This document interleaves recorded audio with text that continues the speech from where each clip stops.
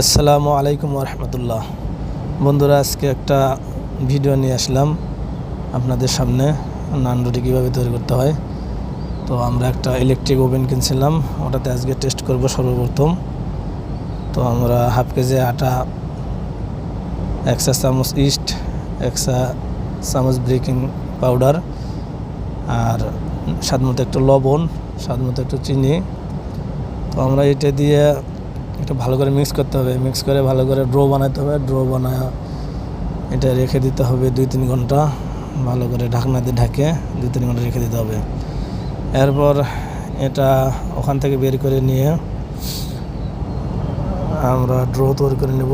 Draw তৈরি করে নেওয়ার পরে এটা মেশিনে দেব।